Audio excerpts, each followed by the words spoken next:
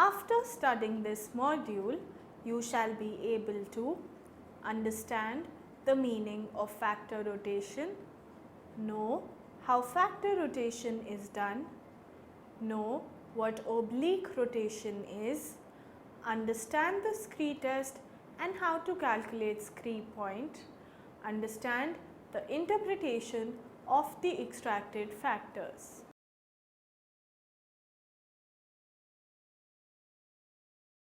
The purpose of factor analysis is to identify salient features that account for the majority of the variance of a group of scores on different tests.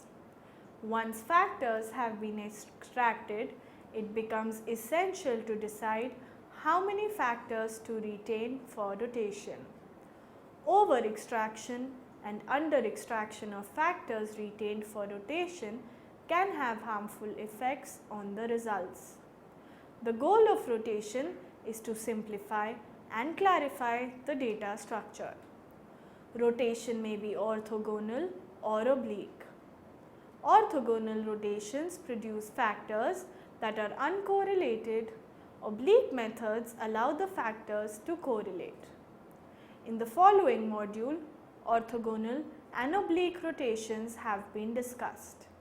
This module also focuses on the interpretation of the factors by analyzing the loadings of each factor on the variables. Rotation of the reference axis. For the purpose of simplifying the interpretation of the obtained factors and also to increase the number of high and low positive loadings in the column of factor analysis, a procedure known as factor rotation is used. There are two basic methods, orthogonal rotation and oblique rotation. Orthogonal rotation method is employed when the factors are not correlated with one another, while the oblique rotation method is employed when the obtained factors are related to one another. Factor analysis, like Guilford, prefers orthogonal rotation, while Thurston or Cattell prefers oblique rotation. To derive the loadings of the factors in the case of rotated matrix, graphical method is used. Rotated factors x and y can be converted into standard measurements by spacing deciles along the new axis from 0.00 to 1.00 in the same way as was done in the case of original factors. Now, a perpendicular is drawn from the point on each rotated axis x and y to the point corresponding to the test or variable.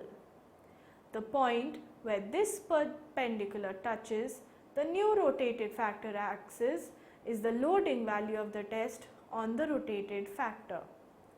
The other method to compute the factor loadings of rotated factor matrix is mathematical. The rotation of factor x can be understood with the following linear equation, that is Rixi is equal to A1 Rix plus B1 Riy, where Rixi are the rotated loadings on x, Rix is unrotated loadings on x, Riy are the unrotating loadings on y, and A1 and B1 are weights for the rotation. The weights are the cosine of the angles of rotations of x1 with x and y respectively. Hence, in this case, A1 is the cosine of angle x1 with x, which is cos 47 degrees is equal to 0.682. Cosine of angle x1 with y is cos 43 degrees, which is 0.731. Similarly, one can also form a factor as a linear combination of a large number of factors. Hence, a rotated factor loading x1 could be computed from a linear combination of three factors as Rix1 is equal to A1 Rix plus B1 Riy plus C1 Riz. It is difficult to find weights by graphical comparison in case of more than two factors because the rotation is simultaneous in more than two dimensions and consequently the weights cannot be obtained by the movement of factor vectors on a graph sheet. Likewise, one can find the factor loadings for the rotated factor y as follows. Riy1 is equal to A2Rix plus B2Riy, where Riy1 are the rotated loadings on y, Riy are the unrotated loadings on y, and Rix are the unrotated loadings on x. A2 is the cosine of angle y1 with x, B2 is the cosine of angle y1 with y. If the unrotated factors are orthogonal and the rotated factors are also orthogonal, then the sum of the products of weights must be equal to 0, that is A1 A2 plus B1 B2 should be equal to 0. If there are four factors and the unrotated as well as rotated factors are orthogonal, then A1 A2 plus B1 B2 plus C1 C2 plus D1 D2 is equal to 0. If the above condition is not true, that is A1 A2 plus B1 B2 is not equal to 0, then x1 and y1 are not orthogonal, that is the correlation between two factors is different than 0. Oblique rotation. In the previous section, the orthogonal rotation with the assumption that the original factors as well as rotated factors are orthogonal has been discussed. In reality, there is no necessity to maintain right angles among rotated factors. There is another rotation known as non-orthogonal or oblique rotation. It is the rotation when the angles among the factor rotate from 90 degrees. In this, the cosine of the angle between x and y is 0.342, which is the correlation between the two factors. The loading of the rotated oblique factors can be obtained in the manner as was done in the case of orthogonal factors. In case of oblique rotations, the sums of cross product of weights for rotation of two rotated factors would not be equal to 0. Mathematically, A1 A2 plus B1 B2 is not equal to 0 for oblique rotation. Further, if oblique rotated factors are rotated again, then the sum of the square weights for rotation would be 1.0 only by chance.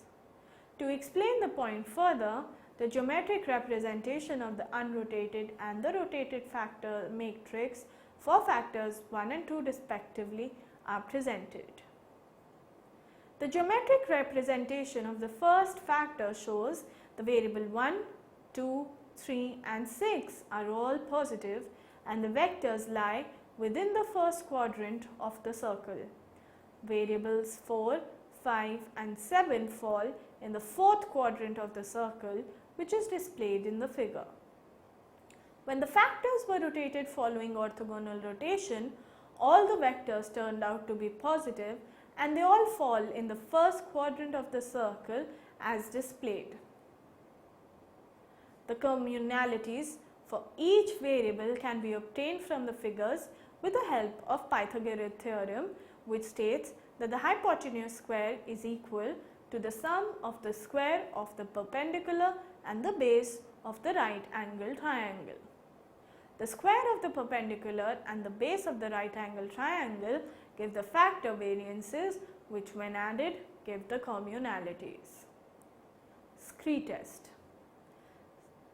Scree test is the method to decide about the important factors to be interpreted or retained from the extracted factors.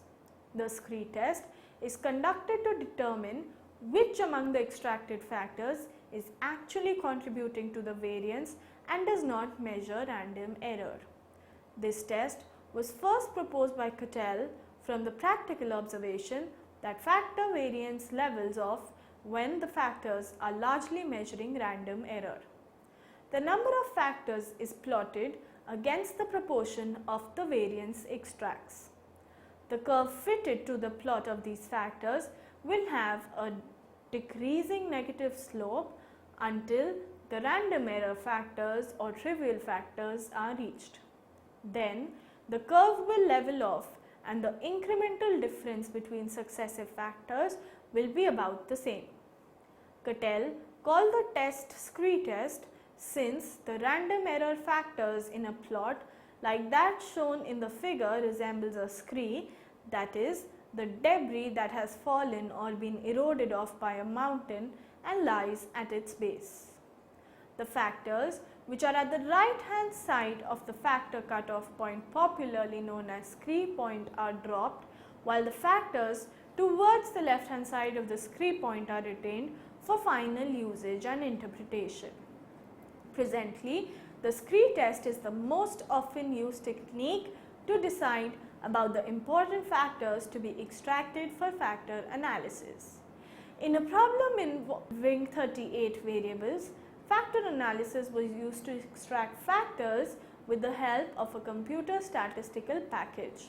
The cutting point of eigenvalue was kept at 1 to extract the factors. On the basis of eigenvalue of 1, 15 factors were extracted. Interpretation of these factors was found to be a difficult proposition. To reduce further and to retain only the very important factors, scree test was used.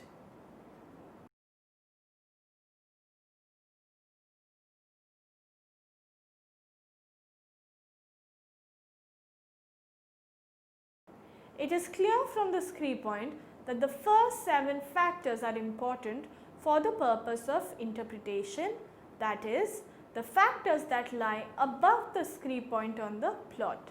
The remaining 7 factors, that are factor 8 to 15, are to be eliminated from factor interpretation because these are not contributing much of the vector variances. Interpretation of the factors. After the statistical computations of factoring and rotation have been completed, the next problem faced by the investigator would be the interpretation of the factors. This is achieved by inspecting the pattern of high and low loadings of each factor on the subtests or variables. It is to be remembered that the higher the loading, the more important the factor on the given variable or test. Let's look at an illustration which elaborates factors. So for factor 1, there are 9 variables. These variables are 1. Upmanship lifestyle, exploitative lifestyle, domineering lifestyle, conservatism, political, social and economic gain, marriage and interpersonal relations, religiosity, individualistic lifestyle and defiant lifestyle. The various loadings for each of these variables are 0.876 for 1 upmanship lifestyle, 0.869 for exploitative lifestyle, 0.755 for domineering lifestyle, 0.656 for conservatism, 0.494 for political, social and economic gain, 0.444 for marriage and interpersonal relations, 0.439 for religiosity, minus 0.657 for individualistic lifestyle and minus 0.658 for defiant lifestyle. It is observed that the above factor is a very complex factor consisting of 9 variables in all. Among these variables are 5 lifestyles, 2 dimensions of caste prejudice and conservatism. The highest positive loading is that of the 1 upmanship coping style. This positive loading indicates an individual or operator who uses his wits to get the better of people. The second highest positive loading on the exploitative lifestyle indicates attempt to get ahead by exploiting others.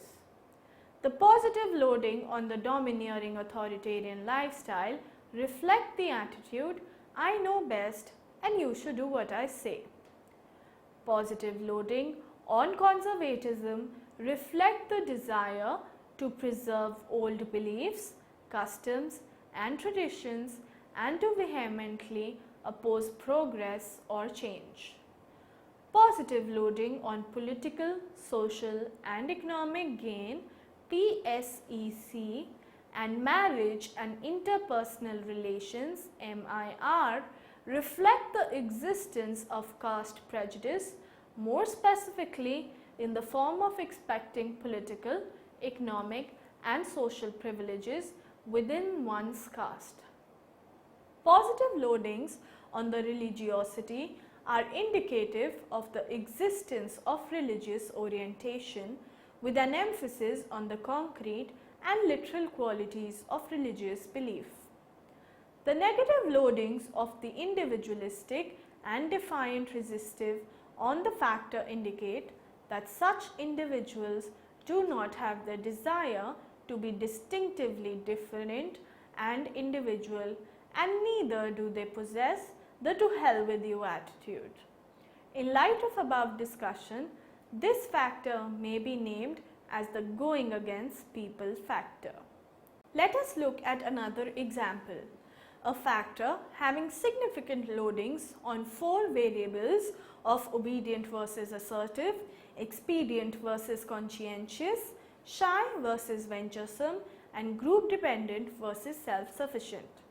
The factor loadings on each of these 4 variables are minus 0.694 for obedient versus assertive, minus 0.778 for expedient versus conscientiousness, minus 0.489 for shy versus venturesome, and minus 0.506 for group dependent versus self-sufficient.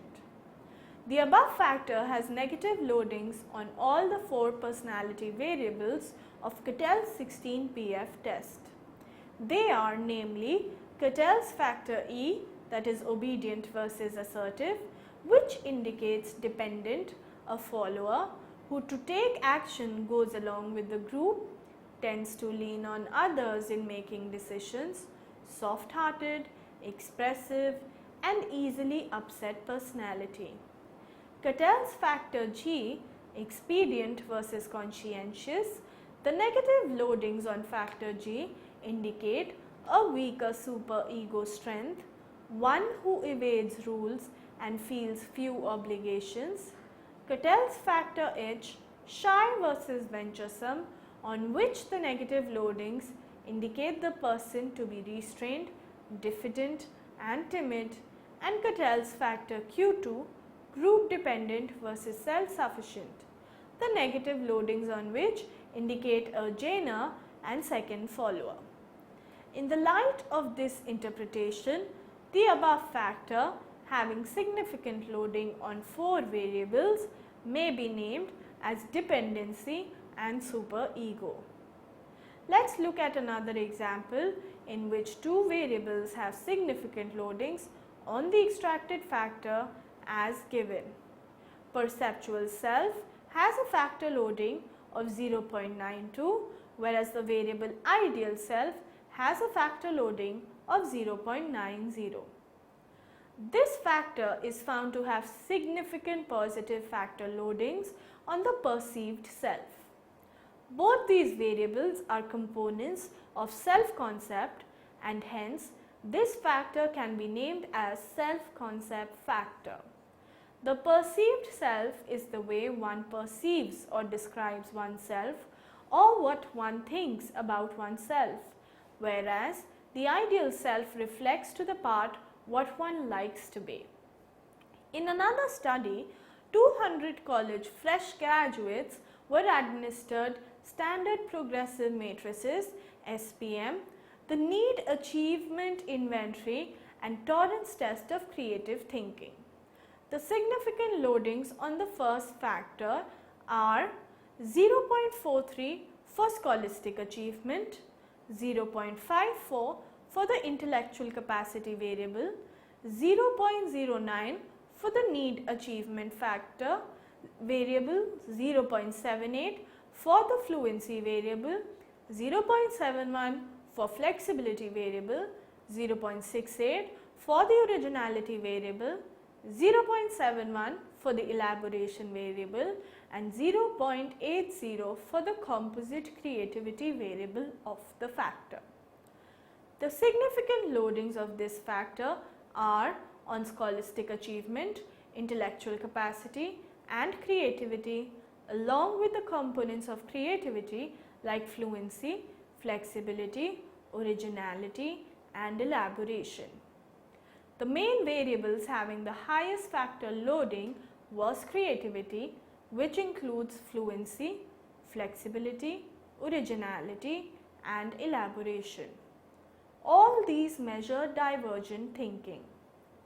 The other variables to be taken into account for the first factor were intellectual capacity and scholastic achievement is loaded both on convergent and divergent thinking.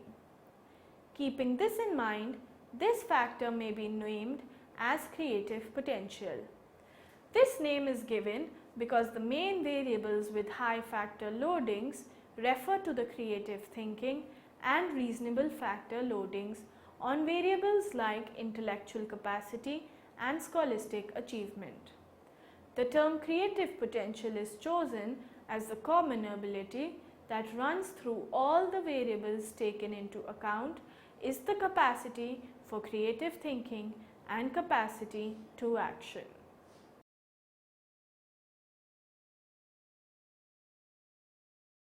A factor solution with as many factors as variables would score highly on the amount of variance accounted for and the accurate reproduction of correlations, but would fail on economy of description and explanatory power. The centroid condensation method of factor extraction involves calculation of the grand total by adding the correlation coefficients of each column. This total is then used to calculate n, which is multiplied with each column sum so as to obtain the first factor loadings of each test. Following this, a cross product matrix is obtained that is subtracted from the correlation matrix to obtain the residual correlation matrix. The residual correlation matrix may have to be reflected so as to maximize the grand total of the matrix. This is done by changing the signs of the factor loadings in the residual matrix from positive to negative or vice versa for the variables both row wise as well as column wise. The second factor loadings are then calculated from the reflected residual factor loadings and they are reflected back to their original signs. Further, factor loadings may be obtained in a similar way. The decision about the number of common factors to extract and retain must steer between the extremes of losing too much information about the original variables on one hand and being left with too many factors on the other. Various criteria have been suggested to understand the number of factors that can be extracted. These are the Fructer formula method, the eigenvalue index method, and the residual correlation matrix method. Post the rotation of factors, the researcher focuses on the interpretation of factors based on its factor loadings. The higher the factor loadings, the more important is the factor on the given variable or test. There are two basic methods of factor rotation: orthogonal rotation and oblique rotation. Orthogonal rotation method is employed when the factors are not correlated with one another, while the oblique rotation method is employed when the obtained factors are related to one another. The scree test is conducted to determine which among the extracted factors is actually repeat. These are the Fructer formula method, the eigenvalue index method, and the residual correlation matrix method. There are two basic methods of factor rotation: orthogonal rotation and oblique rotation. Orthogonal rotation method is employed when the factors are not correlated with one another, while the oblique rotation method is employed when the obtained factors are related to one another. The scree test is conducted to determine which among the extracted factors is actually contributing to the variance and does not measure random error. After the statistical computations of factoring and rotation have been completed, the factors are interpreted by inspecting the pattern of high and low loadings of each factor on the subtests or variables.